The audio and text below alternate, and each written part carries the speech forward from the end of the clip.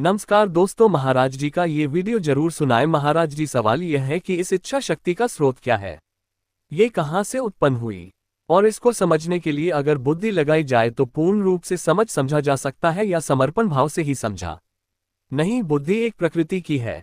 किसका प्रश्न है? बुद्धि एक प्रकृति का अंश है, वो परमात्मा को नहीं जान सकते।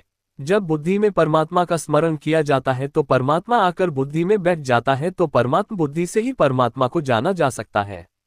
और भगवान में इच्छा क्यों प्रकट हुई, ये प्रश्न नहीं बनता, क्योंकि सर्वतंत्र स्वतंत्र परमात्मा ऐसा क्यों? ये जिनको भूख नहीं है वो भूख से व्याकुल होकर मांगते देखे गए। जिनको भय नहीं है कमेंट में आकर महाराज जी के लिए राधे राधे लिख लीजिए और वीडियो को लाइक कर दीजिए। वो भय से भयभीत होते हुए देखे गए। यशोदा मैया की छड़ी से भयभीत हो रहे आंसू बहा रन छोड़। भगवान की लीला कर है जो अनंत बलशाली है। वायुकोटि महाबला गोपाल सहस्त्र नाम में भगवान का एक नाम आता है वायुकोटि महाबला। करोड़ों वायु देवताओं जैसा बल एक वायु देवता तो पूरे त्रिभुवन को वायु पुत्र पवन पुत्र हनुमान है ना। पवन पुत्र भीम है तो पवन देव कितने बलवान होंगे। तो वायुकोटि महाबला ऐसे भगवान रण छोड़ के लीला करते हैं तो क्यों भागे जो अनंत संत ब्रह्मांडों का भरण पोषण करते हैं, वह माखन चोरी की लीला करते हैं।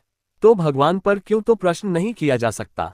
भगवान ने इच्छा की क्यों? क्योंकि एक हम भशो जब खेलने की इच्छा होती है तो खेल अकेले में नहीं होता है। खेलने की जब इच्छा हुई भगवान की तो अपने आप को ही जड़ चैतन्य के रूप में विस्तार कर लिया और वो अपने आप से अपने आप में खेलते हैं, अपने आप से अपने आप का पालन करते हैं और अपने आप से अपने आप का संहार कर लेते हैं। यही ज्ञान जिसको हो जाता है वो निर्भय निश्चिंत निशोक होकर जीवन मुक्त महात्मा हो जाता है।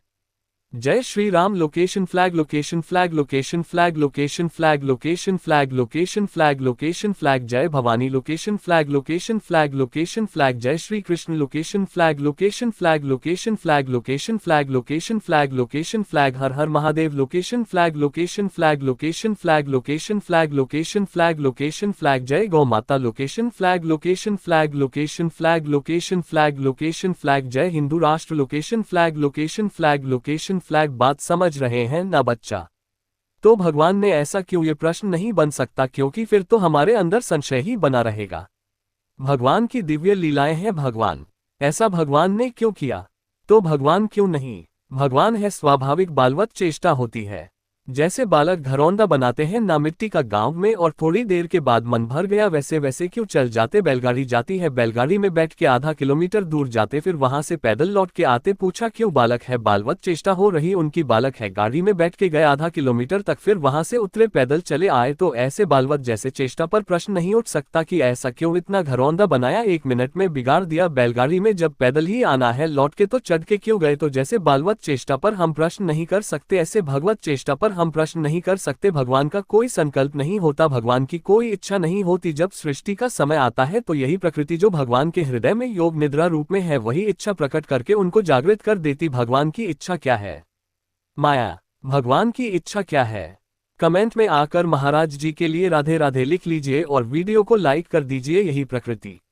यही प्रकृति भगवान के हृदय में इच्छा उत्पन्न कर देती है।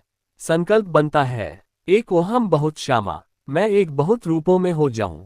ये सब पूरा विस्तार हो गया भगवान का। और जब संकल्प होता है कि मैं बहुश्यामा एक को हम, तो सब समेट जाता है, हंसी संहार हो जाता है, सब महाप्रलय हो गए। अकेले योग निद्रा में भगवान सेल करते रहते हैं। महाराज जी, ईश्वर के आत्मसमर्पण से पहले अक्सर हमारे साथ तो ये होता है कि पहले बुद्धि लगाने लग जाते हैं हम, तो उसकी वजह से खूब लगाओ बुद्धि। जैसे मान लो मछली है तो समुद्र में तैरे तो खूब तैरे, उसके लिए बहुत है। तो भगवान ज्ञान समुद्र, कितनी बुद्धि लगाओगे? तो क्या लगाना चाहते हो बुद्धि? आप बताओ, हम आपकी बुद्धि को दौड़ बता दे। दौड़ो, क्या लगाना चाहते हो, कहाँ लगाना चाहते हो, क्या जानना चाहते हो, क्या पाना चाहते हो? बुद्धि लगाते लगाते आखिर में यही समझ में आता है कि वो काम नहीं करती, आत्मसमर्पण ही काम करती है। ये बात, ये अब आप सही रास्ते पे हो। बात यह है कि हमारी बुद्धि बहुत छोटी है, प्राकृतिक है। उस परम ब्रह्म परमात्मा को राम अतर्क बुद्धि मन वाणी बुद्धि और मन की तर्कना से हम परमात्मा को नहीं जान सकते। हम परमात्मा की शरण में होकर परमात्मा को जान सकते, क्योंकि सोई जाने जे देव जनाए और जानत तुम्हें तुम्हें हो जाए। परमात्मा जिसको गुरु रूप से जना देता है वही परमात्मा स्वरूप हो जाता है, क्योंकि हम सब परमात्मा स्वरूप ही हैं।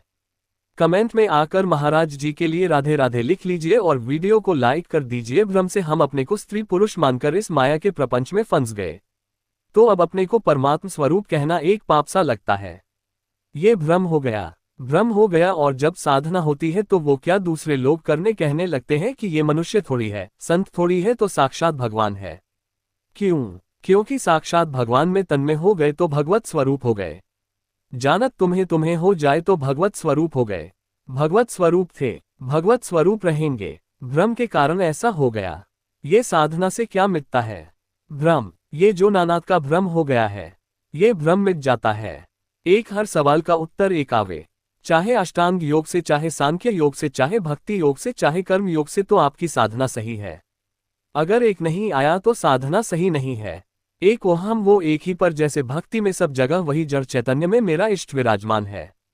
बस दूसरा कोई, दूसरो ना कोई, मेरे तो गिरधर गोपाल दूसरो ना कोई। वही गिरधर गोपाल सब रूपों में विराजमान है। कमेंट में आकर महाराज जी के लिए राधे राधे लिख लीजिए और वीडियो को लाइक कर दीजिए, दूसरा कोई नहीं।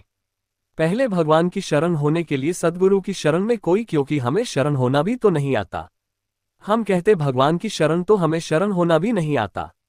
तो पहले हम सद्गुरु की शरण में हो, फिर उनकी बताई हुई पद्धति से साधना करें और भगवान की कृपा हो। उसमें साथ में ये भी है, भगवान की विशिष्ट कृपा हो तो ये ज्ञान उसको अनुभव में आ जाए। अनुभव में आ जाए तो माया मुक्त हो जाए। जब तक अनुभव में नहीं आएगा तो केवल वाचिक ज्ञान से माया पर विजय प्राप्त नहीं किया जा सकता। वाचिक ज्ञान थोड़ा सा ये प्रणाम नमस्कार यह सब करवा सकता है कि आप थोड़ा ज्ञानी है, लेकिन उससे आपकी अंतरात्मा में विकारों का नाश, इंद्रियों पर विजय, मन पर विजय यह नहीं हो सकती। ये साधना से आंतरिक ज्ञान से होती है। जैसे एक संत भगवान ने देखा कि हजारों पक्षियों को बहेलिया मार रहा है रोज। वह जंगल में रहते थे। कमेंट में आकर महाराज जी के लिए राधे राधे लिख लीजिए और वीडियो को लाइक कर दीजिए। तो वह हर बोली जानते थे, तो उन्होंने पक्षियों की बोली में पक्षियों को समझाया कि बहेलिया आएगा, दाना डालेगा, जाल बिछाएगा, फंसना नहीं। हजारों पक्षियों को सिखा दिया। जब लौटकर आए तो वो हजारों उसी जाल में फंसे कह रहे हैं, बहेलिया आएगा, दाना डालेगा, जाल बिछाएगा, फंसना नहीं। तो कहा, अरे मूर्खों, हमने तुम्हें गीत गाने के लिए नहीं कहा था, हमने तुम्हें समझाया था कि बह आएगा। वो बोल रहे हैं तो यही दशा हमारी है कि हम ब्रह्म ज्ञान की बातें तो करते हैं, लेकिन माया के भोगों में रहकर तो यह वो वाचिक ज्ञान से माया पर विजय प्राप्त नहीं होती। आध्यात्मिक ज्ञान से, आत्मज्ञान से माया पर विजय प्राप्त होती है, और वह होता है गुरु कृपा से। न आत्मा प्रवचने, न लव्या, न मेध्या, न बहुतेन। बहुत प्रवचन करने वाले को आत्मा का अनुभव नहीं होता, बहुत सुनने वाले को अनुभव नहीं होता, बहुत बुद्धिमान को भी अनुभव नहीं होता। जिस पर गुरु कृपा हो गई उसको अनुभव होता है। गुरु कृपा तभी होती जब आपका प्रयत्न देखा, आपकी श्रद्धा देखी कि आप बहुत प्रयत्नशील हो, साधना में बड़ा कष्ट सह रहे हो, तो उनकी कृपा हो गई कि अच्छा इसको अनुभव हो जाए। तो अब ऐसे खाते पीते मौज मस्ती में हो, तो भगवान देख रहे हैं कि आप मौज मस्ती में हो ही। जब आप व्याकुल हो जाओ उस तत्व के लिए कि मुझे तत्व ज्ञान चाहिए, भोजन अच्छा ना लगने लगे, जीना अच्छा ना लगने लगे, तो भगवान आपको तत्व ज्ञान करा देंगे। तो नाम जप करो और सत्संग सुनते रहो और शास्त्रों का स्वाध्याय करो और गलत आचरणों से बचते रहो। कमेंट में आकर महाराज जी के लिए राधे राधे लिख लीजिए और वीडियो को लाइक कर दीजिए, तभी आप पवित्र अध्यात्म में चल पाओगे। गलत आचरण करोगे तो फिर ज्ञान तो रावण को भी है, ज्ञान तो हिरण्यकश्यप को भी है। जब हिरण्याक्ष मारा गया तब देखो अपने परिवार को कितना बढ़िया ज्ञान दे रहा है। हिरण्याक्ष वध के बाद जब हिरण्यकश्यप उपदेश करता है अपने पूरे परिवार को, तो देख लो इतना बढ़िया उपदेश करता है जिसे कोई ब्रह्मज्ञानी महापुरुष उपदेश कर रहा हो और स्वयं भगवान से द्रोह कर रहा है। ये है उसका ज्ञान। हंसी, स्वयं भगवत भक्त अपने बेटे से द्रोह कर रहा है, ये है उसका ज्ञान, और ज्ञान उपदेश कर रहा है। ब्रह्म स्वरूप हो के कंस को ज्ञान नहीं है क्या? इतना सुंदर उपदेश कर रहा है। जब वसुदेव देवकी के चरण पकड़कर बाद में तो बड़ा बढ़िया उपदेश कर रहा है। तो ज्ञान तो सबको है, लेकिन वो वाची अध्यात्म ज्ञान हो जाए। ज्ञान स्वयं के लिए है, काम क्रोध आदि पर विजय प्राप्त करके और भगवत स्वरूप में स्थित हो जाने के लिए ज्ञान है। जब स्वयं विषय त्यागी, स्वयं भगवत भजन परायण, स्वयं आत्मज्ञान, फिर वो जब किसी को आत्मज्ञान देता है तब उस पर प्रभाव पड़ता है। कमेंट में आकर महाराज जी के लिए राधे राधे लिख लीजिए और वीडियो को लाइक कर दीजिए। इसलिए उपदेश जो हम शास्त्रों के पढ़ते हैं या संतोष से सुनते हैं, ये लाभ हमें तभी देंगे जब गलत आचरणों का त्याग कर हम भजन में लगे। अगर भजन नहीं, गलत आचरण हो, बोले हम सत्संगी हैं, तो फिर वह सत्संगी नहीं। वो एक सेठ जी रोज सत्संग में जाते थे, 20 साल से नियम था सत्संग का। तो 2-3 दिन के लिए कहीं रिश्तेदारी जाना था, तो लड़के से कहा हमारा नियम न टूटे, तुम सत्संग चले जाओ। तो लड़का सत्संग में गया तो सुना कि यदि गाय चर रही हो तो उसे डंडा मार के भगाओ मत, यदि गाय कुछ खा रही हो तो आप उसे पीटिए मत, भगवान उसे कई गुना आपको देंगे, क्योंकि गाय धर्म की माता है, धर्म माता है। उसने बेचारे ने सुना तो वो तीसरे दिन उसका पिता आ रहा था। इतने में एक गाय परचून की दुकान थी, तो आटा के बोरे में मुंह लगाया तो हाथ जोड़े खड़ा था वो। उसने आया, वो अंधा है, गाय खा रही है आटा। बोले सत्संग में कहा था कि गाय दिखा रहे हो तुम, अरे बोले 20 साल से सुन रहा हूँ। तुझे 2 दिन में सत्संग 20 साल से सुन रहा हूँ। केवल सुनने की बात है, वो उतारने की थोड़ी है। बाल डंडा तो ये वो नया पवित्र हृदय उसने स्वीकार। कमेंट में आकर महाराज जी के लिए राधे राधे लिख लीजिए और वीडियो को लाइक कर दीजिए। सत्संग में 2 दिन में उसका बदलाव हो गया और उसका 20 साल में बदलाव नहीं हुआ, क्योंकि वो इसलिए केवल जाता है कि मैं सत्संगी हूँ और 20 साल से सत्संग सुन रहा हूँ। तो ऐसे सत्संग श्रवण से, ऐसे शास्त्र स्वाध्याय से लाभ प्राप्त नहीं होता। उसको आचरण में उतारा जाए।